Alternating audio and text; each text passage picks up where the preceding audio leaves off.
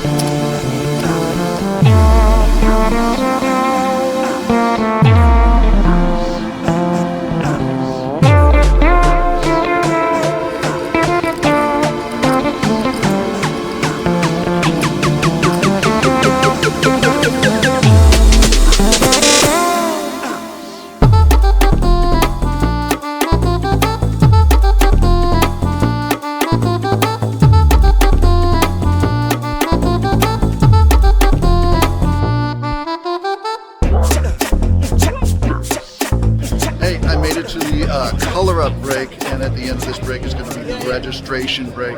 I have 84,000. The average chip stack is about 61, 62. There's about 1,900 players left out of, I think it was 4,700. Probably the money will be about 700 people left. I'm in a comfortable position for a min cash, trying for more. What I have to do now is just concentrate on not doing something stupid and hope for the best. The thing about tournaments is your particular situation can turn on a dime. With the understanding that you can come from behind as a short stack, there's so many variables in your favor, such as picking off short stacks with weak shoves late that you can't take advantage of without chips. Most of the time, it's a matter of the whale bluffing off her big stack early. But in the case of Mr. Big Stacks here, he didn't bet his big hand big enough and let someone catch up. This is MrCreepy. Remember her? So we're here at Johnny Rockets. So if you ever play a tournament and you're at the Horseshoe, what you should do on break, if you got time, is have someone go to like the food court downstairs, and you just go down the hallway and go down the escalator. There's a big food court, but the problem is everybody gets on break at the same time, so have someone go 5 minutes earlier, and then they order for you, and then you're fine. So I have 180,000 chips. I was bouncing between 70 and 90 for like the longest time.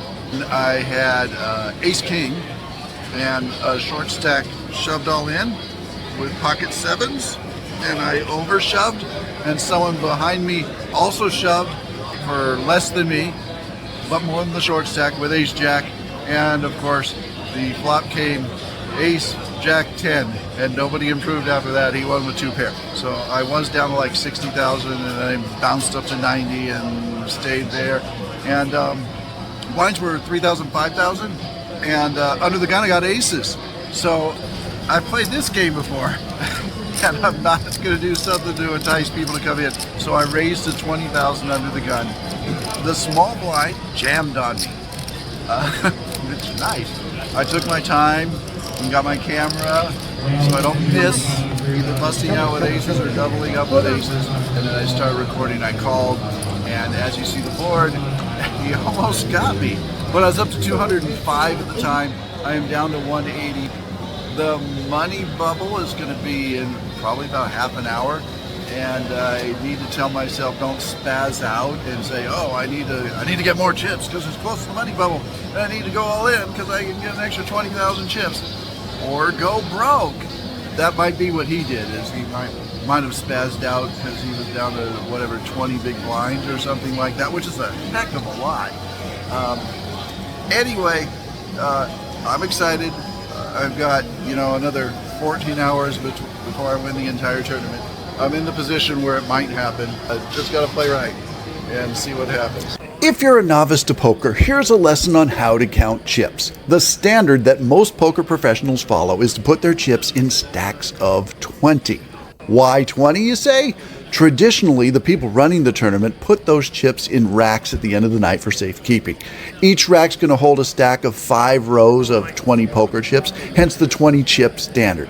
When you know that, you can see I have a stack of red for 100, 2 full stacks of yellow for 40, a partial red stack of 5 for 25, and 2 shy of another yellow stack for 18, bringing my grand total to 183,000 for the money bubble.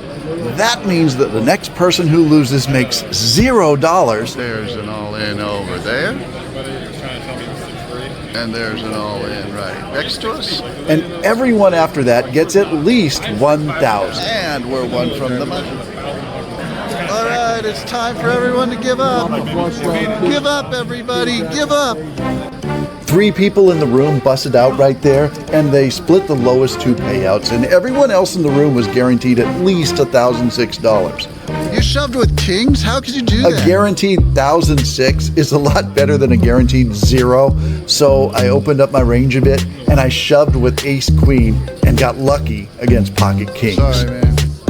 Sorry, not sorry. 45 minutes later, a whole bunch of other people busted out, action folded to me on the button, and I raised pretty big with pocket jacks. To my surprise, not 1, but both blinds shoved all in on me. Time to gamble, I guess. They're both sharing an ace, which means there's only 2 aces in the deck that can beat me. Not only that, the one guy is sharing my jacks, and the other guy has an under to my jacks. If I win this pot, I'll have around 400,000 chips and a legitimate shot to win it all. Run clean, dealer. Run clean! Fuck. I appreciated every moment except the last.